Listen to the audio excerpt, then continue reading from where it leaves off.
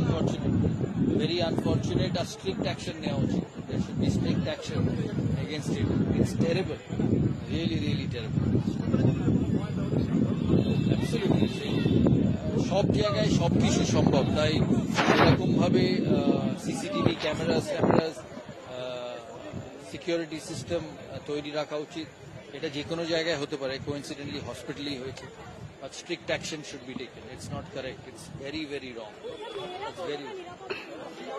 না, আমার মনে হয় না একটা স্ট্রে ইনসিডেন্টে সবাইকে সমস্ত কিছুকে নিরাপদ না মনে করাটা ঠিক না।